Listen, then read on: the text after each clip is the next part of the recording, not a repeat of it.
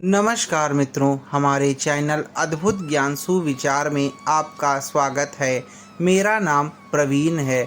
इस साल मेरी पढ़ाई ख़त्म हुई थी और उसके साथ ही मेरी नौकरी एक बड़े शहर में लग गई।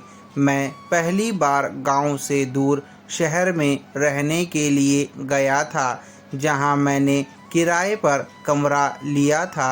उस घर के सामने ही एक घर था जिसमें एक बुजुर्ग जोड़ा रहता था। मुझे शहर में रहते हुए लगभग एक हफ्ते हो गए थे और मैं रोज उन बुजुर्ग दंपति को देखता था। दोनों बिल्कुल अकेले थे, जैसे ना कोई बेटा, ना बेटी, ना नाती, ना पोते।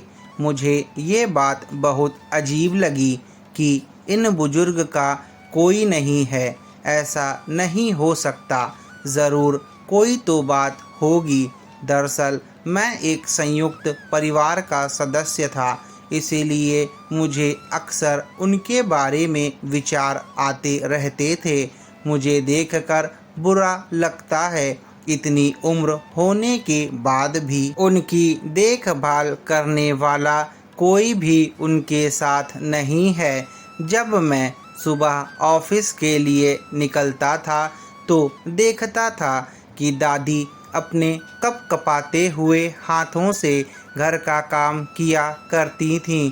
किसी के ना होने की वजह से वे दोनों मिलजुल के धीरे धीरे घर के सारे काम करते थे। कोई भी उनसे जाकर बात नहीं करता था। इतने दिनों में मैंने उनकी आवाज़ तक नहीं सुनी थी। जब मैं शाम को ऑफिस से घर आता था तब दोनों को घर के आंगन में बैठा हुआ पाता था और उन दोनों के ही चेहरों पर थकान साफ साफ पढ़ पाता था। मेरा मन कई बार करता कि मैं उनसे जाकर बात करूं, लेकिन फिर किसी वजह से मेरे पांव वहीं पर थम जाते कि कहीं वो मुझे गलत ना समझें। मैं जब जब उन्हें देखता था मुझे मेरे दादा दादी की याद आती और मैं घर पर फ़ोन लगाकर उनसे बात कर लिया करता। एक बार रविवार के दिन जब मेरी ऑफिस में छुट्टी थी तो मैंने देखा दादी जी काम कर रही थी, लेकिन उन्हें रोज़ की अपेक्षा आज काम करने में कुछ ज़्यादा ही तकलीफ़ हो रही थी। मैंने उनके पास जाकर पूछा कि दादी जी, आपकी तबीयत तो ठीक है ना? क्या मैं आपकी कोई मदद कर सकता हूँ? उन्होंने कोई भी जवाब नहीं दिया।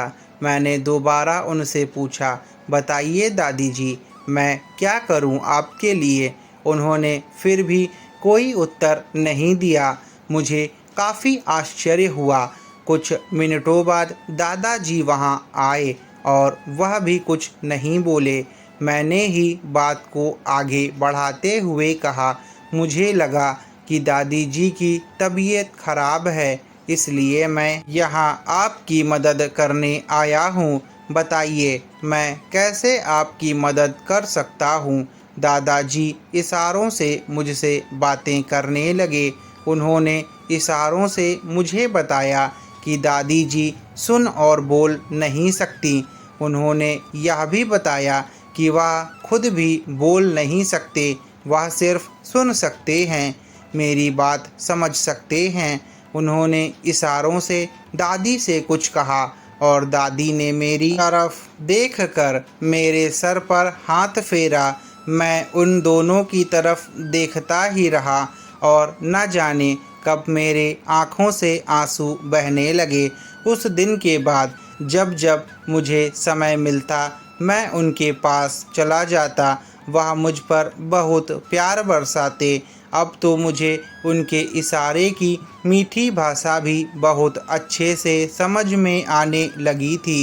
एक दिन मैंने दादाजी से पूछा कि वह अकेले क्यों रहते हैं, क्या उनके बच्चे नहीं हैं? दादाजी ने दादी को इशारे से समझाया कि मैंने उनसे क्या पूछा। फिर दोनों मेरा हाथ पकड़कर मुझे आंगन में ले आए।